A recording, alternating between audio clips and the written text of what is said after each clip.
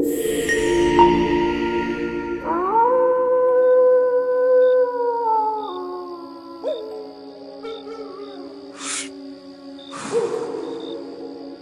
রে রতন, চুপ মারিয়া গেলি যে? ডর করতাছে?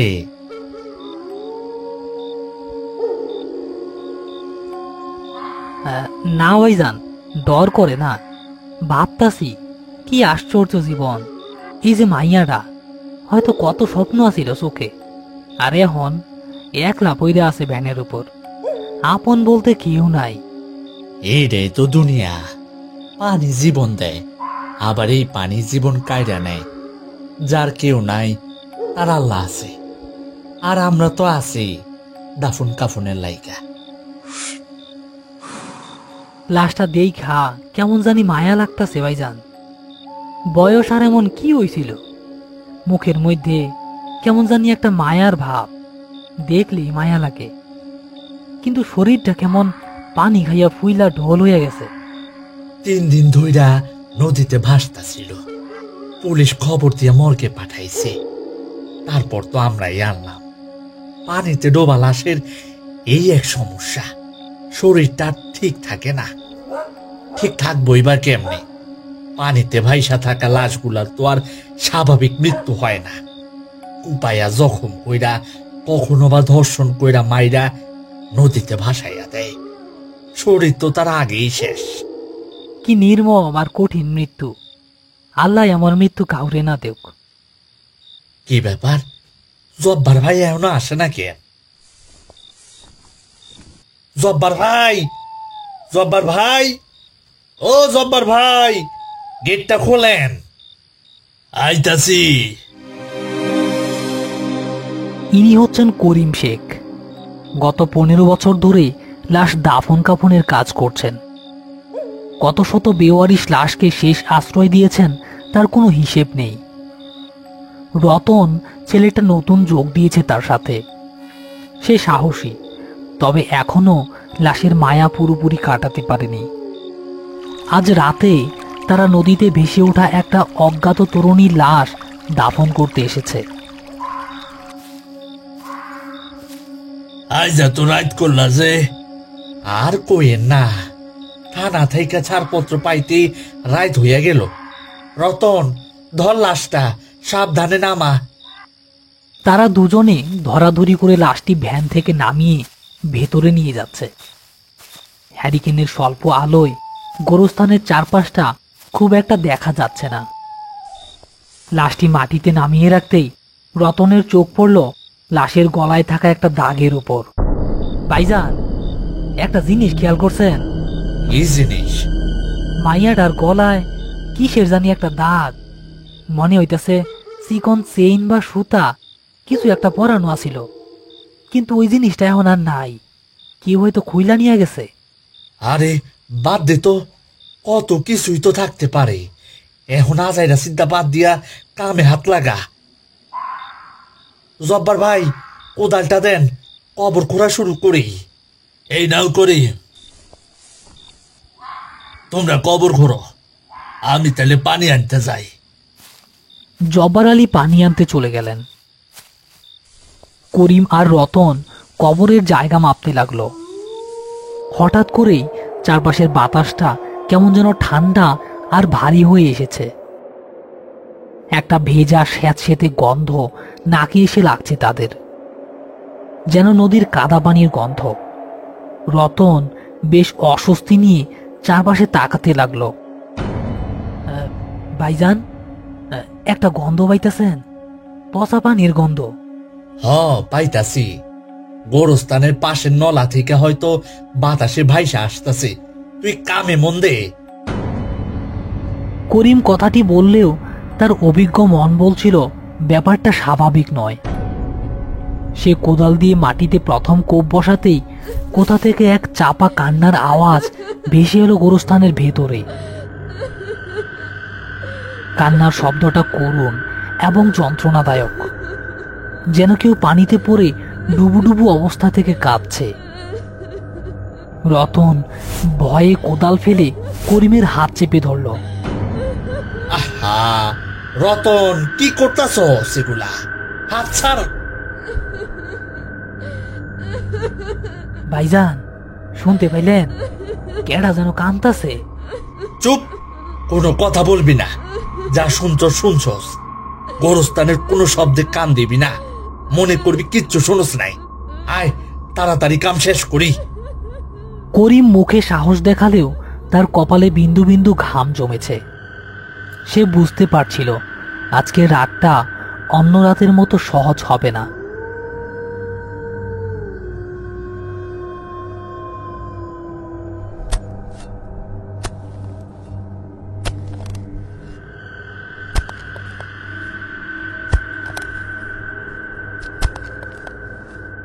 কিরে, মাটি এত ভেজা ভেজা লাগে কেন? কয়দিন ধরে তো বৃষ্টি হয় নাই। ভাইজান, আমার শরীরটা কেমন জানি লাগতাছে। মনে হইতাছে কেউ আমার ঘাড়ে তার গরম নিঃশ্বাস ফেলতাছে। চলেন ভাইজান, তাড়াতাড়ি কাম শেষ কইরা চইলা যাই। জব্বার আলী পানি নিয়ে ফিরে এসেছে। তিনিও পরিবেশের অস্বাভাবিকতা টের পেলেন। কিরে রতন, কবর খোঁড়াবাদ দিয়া এমন জড়সড় হইয়া আছস কেন? আর এত গন্ধ কিসের? বুঝতাছি না ভাইজান, কই থেকে জানি গন্ধটা আসতাছে। আবার দেখেন, মাটিটাও কেমন জানি ভেজা। আরে এইগুলা কিছু না, পাশের নলার গন্ধ। আর বর্ষাকাল না, বর্তমানে মাটি এরকম একটু আটটু ভেজা থাকবই। দেহি, কোদালটা দে। জব্বার আলী কিছুটা আঁচ করতে পারলেন। সে আর কথা না বাড়িয়ে দ্রুত কবর খোঁড়ার কাজে সাহায্য করতে লাগলেন। হইছে জব্বার ভাই, আর কোরনের দরকার নাই। এমনি তো গোরস্থানের ভাবসা বাইসকা খুব একটা ভালো ঠেকতেছে না। চলেন লাশ কবরে নামাই। রতন, ধর। হ ভাইজান, ধরেন।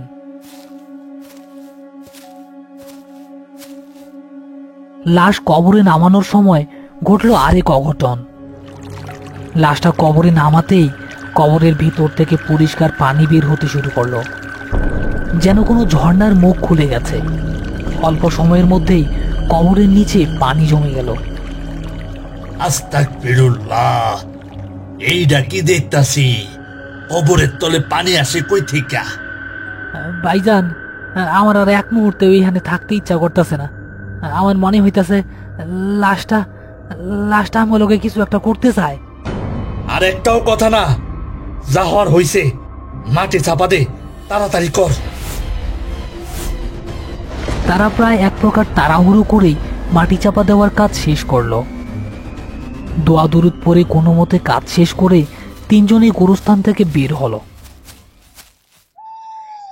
রাত তখন প্রায় ৩টা বাজে। বাড়ি ফেরার সময় করিম রতনকে বলল, শোন রতন, জি ভাইজান, বলেন।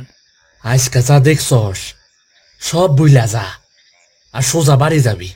পিছে ফিরে তাকাবি না। যদি বেশি ডর লাগে তাইলে আজ রাতটা আমার বাড়িতে থাইকা যা। না ভাইজান, ঠিক আছে, আপনিও সাবধানে যায়েন। কাল সকালে দেখা হইব।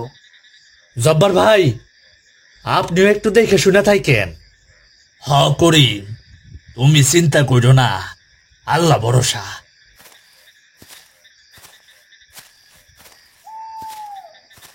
করিম নিজের বাড়ির দিকে রওনা হলো। গোরস্থান থেকে তার বাড়ি খুব বেশি দূরে নয়। শরীরটা ক্লান্তিতে ভেঙে আসলেও চোখের ঘুম উধাও হয়ে গেছে। কবরের ভেতর পানি ওঠার দৃশ্যটা তার মাথা থেকে কিছুতেই যেন নামছে না। ভাবতে ভাবতে কখন যে বাড়িতে পৌঁছে গেছে সে খেয়ালই করেনি।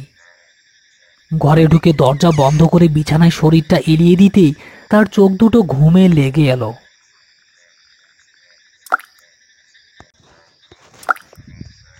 হঠাৎ ফোঁটা ফোঁটা পানি পড়ার শব্দে করিমের ঘুম ভেঙে গেল। প্রথমে সে ভাবল হয়তো বাইরে বৃষ্টি হচ্ছে, আর সে বৃষ্টির পানি গড়িয়ে পড়ছে ঘরের চাল হয়ে। কি ব্যাপার, বৃষ্টি নামলো নাকি? না, যাই তো দেখি বাইরে কিছু ভিজতাছে নাকি। করিম বিছানা থেকে উঠে গিয়ে দেখল বাইরে আকাশ পরিষ্কার, বৃষ্টির ছিটে ফোঁটাও নেই। শব্দটা আসছে তার ঘরের ভেতর থেকেই। সে অবাক হয়ে দেখল তার ঘরের চালের এক কোণা থেকে টপ টপ করে পানি পড়ছে। কি আজব কারবার, বাইরে কোনো বৃষ্টি নাই অথচ ঘরের চাল দিয়া পানি পড়ে। এ পানি পড়ে কই থেকে? করিম একটা বাটি এনে পানির নিচে রাখল, কিন্তু তার অস্বস্তি কাটল না। সে জানালার কাছে গিয়ে দাঁড়াতেই দেখল উঠানের কোনায় রাখা জলের ড্রামটার পাশে কেউ একজন দাঁড়িয়ে আছে। পরনে তার ভেজা সালোয়ার কামিজ, লম্বা চুল বেয়ে পানি ঝরছে। মুখটা স্পষ্ট দেখা না গেলেও করিমের বুঝতে আর বাকি রইল না, এটা আর কেউ নয়, আজ রাতের সদ্য দাফন করা সেই তরুণী। কে কে ওইখানে? কথা বলেন না কেন? কে আপনি? এইখানে কি করতেছেন? উত্তর দেন, কে আপনি? ছায়ামূর্তিটি কোনো জবাব দিল না। করিমের দিকে তাকিয়ে হাত বাড়িয়ে তাকে ইশারা করে ডেকে হাঁটতে শুরু করলো সামনের দিকে। করিমও হাঁটতে শুরু করলো তার পিছু পিছু, যেন তার বুদ্ধিমত্তার লোভ পেয়েছে। সে জানে না সে কোথায় যাচ্ছে। দাঁড়ান বলতাছি, কে আপনি? দাঁড়ান। হাঁটতে হাঁটতে করিম নদীর ঘাটের সামনে চলে এসেছে। এসে দেখল নদীর ধারে যেখান থেকে তারা গতকাল মেয়েটির লাশ উদ্ধার করেছিল, ঠিক সেখানেই হুবহু আরেকটি মেয়ের লাশ পড়ে রয়েছে। ছায়ামূর্তিটি লাশের কাছে গিয়ে কি এক করুণ আকুতি করতে করতে প্রবেশ করলো তার ভেতরে। করিমের দৃশ্য দেখে জ্ঞান হারানোর উপক্রম। সে কোনো মতে সেখান থেকে জীবন নিয়ে পালিয়ে যায়।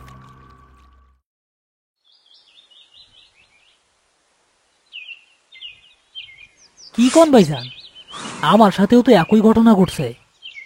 সারা রাত আমি ঘুমের মধ্যে খালি পানি পড়ার শব্দ শুনছি। একবার তো ঘুম ভাঙা দেখি আমার বিছানার চারপাশটা পুরা ভিজা। আর আমার কথা কি কমু, ফজরের আজানের আগে কবরের দিক থেকে কান্নার আওয়াজ পাইয়া আমি বাইরে আইছিলাম। আইসা দেহি নতুন কবরটার উপরে একদম ভিজা, যেন কেউ কয়েক বালতি পানি ডাইলা দিছে। রতন, জি ভাইজান। আমার মনে হয় ওই মাইয়াটা আম করে কিছু কইতে চায়। ওর আত্মা শান্তি পায় নাই, নিশ্চয়ই কোনো রহস্য আছে এর পিছনে। হ করি, আমারও তাই মনে হইতাছে, কিছু একটা তো করতে হইবই। চলেন কবরটার কাছে যাই, ভালো করে দেখতে হইব কোনো নিশানা পাওয়া যায় কিনা। এখন না করিম, এখন গেলে কিছুই পাওয়া যাইব না। এখন তোমরা বাড়ির চলে যাও, রাইতে আইসো। রাইত হইলে এর একটা সমাধান বাইর হইব, কারণ গোরস্থান দিনের চাইতে রাইতে সজাগ ঠাই বেশি। ঠিক আছে ভাইজান, আমরা তাইলে রাইতে আসমু। রতন চল।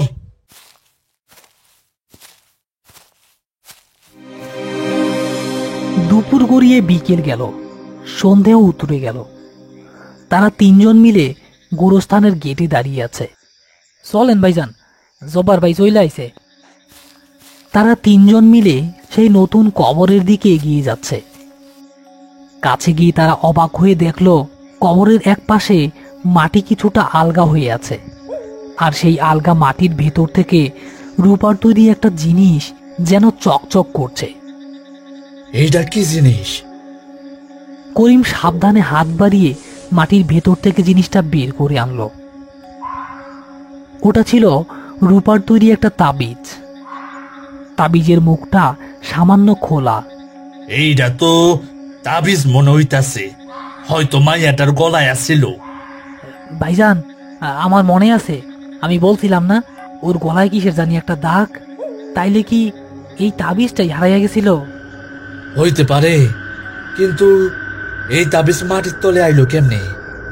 আমরা তো লাশ দাফন করার সময় কিছুই দেখি নাই। করিম তাবিজটা হাতে নিয়ে ভাবতে লাগলো।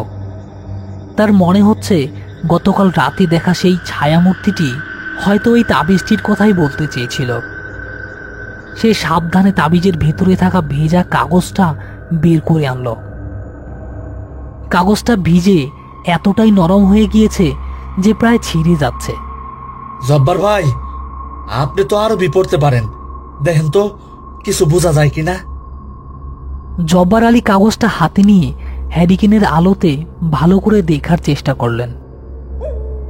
কাগজের এক পাশে দোয়া কালাম লেখা, কিন্তু অন্য পাশে বাংলায় কিছু লেখা রয়েছে। এক পাশে তো আয়াতুল কুরসি লেখা, কিন্তু কিন্তু অন্য পাশে তো একটা নাম আর ঠিকানা দেওয়া আছে।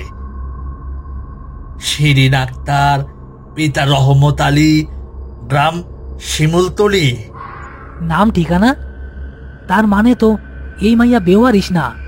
সর্বনাশ, তাইলে তো আমরা ওর বাড়ির লোকের খবর না দিয়াই দাফন করে ফেলাইছি। এই জন্যে হয়তো মাইয়াটার আত্মা শান্তি পায় নাই, বারবার আমাকে কাছে আইতাছে। শিমুলতলি গ্রাম তো এইখান থেকে বেশি দূরে না, নদীর ওই পারে। আমার আর কিছুই বোঝার বাকি নাই। ওই মাইয়া চায় আমরা যেন ওর লাশটা ওর পরিবারের কাছে পৌঁছাইয়া দেই। এই তাবিজটা আম করে পথ দেখানোর জন্যই মাটি ফুরা বাড়িয়েছে। করিম আর এক মুহূর্ত দেরি করল না। সে রতনকে নিয়ে সঙ্গে সঙ্গে শিমুলতলি গ্রামের দিকে রওনা হলো। শিমুলতলি গিয়ে রহমত আলীর বাড়ি খুঁজে বের করতে তাদের খুব বেশি কষ্ট হলো না। তারা জানতে পারল শিরিন নামের একটি মেয়ে 3 দিন ধরে নিখোঁজ। তার বাবা মা পাগলের মতো তাকে খুঁজে বেড়াচ্ছে। চাচা, আমরা আমরা একটা খবর নিয়ে আইছি। কি খবর বাবা? আমার শিরিনের কোনো খোঁজ পাইছো?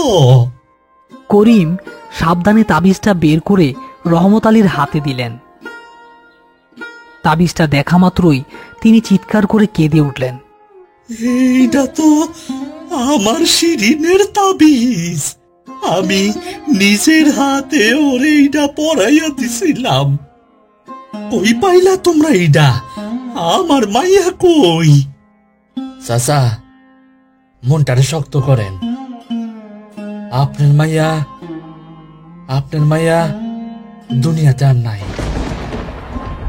3 দিন আগে নদীতে তার লাশ পাওয়া গেছিল। আমরা বেওয়ারিশ ভাইবা দাফন দিয়া দিছিলাম। এই কথা শোনার পর শিরিনের পরিবারে যেন আকাশ ভেঙে পড়ল। তাদের কান্নায় চারপাশের বাতাস ভারী হয়ে উঠেছে। পরে জানা গেল শিরিন সাঁতার জানত না।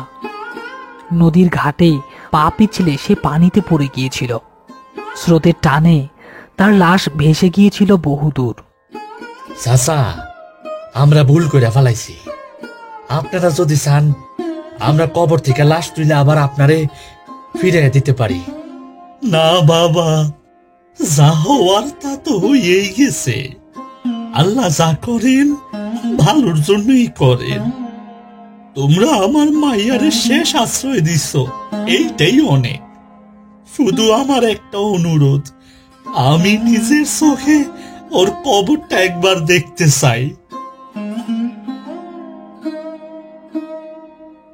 সেদিনই শিরিনের বাবা মা গোরস্থানে এলো।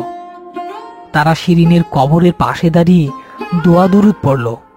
করিম, রতন আর জব্বার আলীও তাদের সাথে যোগ দিল। সেদিন রাতে করিম স্বপ্নে দেখল শিরিন নামের সেই মেয়েটি একটি সাদা পোশাক পরে তার দিকে তাকিয়ে হাসছে। তার মুখে আর কোনো কষ্ট বা আকুতি নেই, বরং তার মুখে এক ধরনের প্রশান্তির হাসি।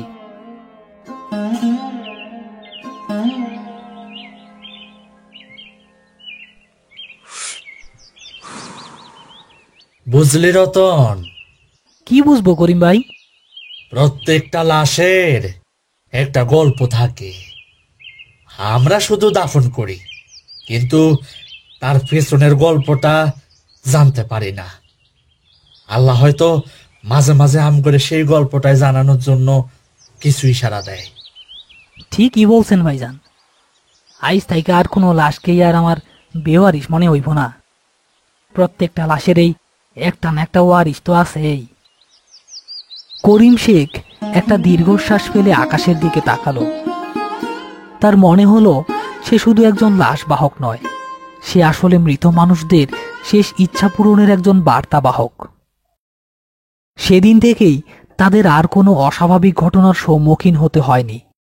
গোরস্থানের পরিবেশ আবার আগের মতোই শান্ত হয়ে গেছে।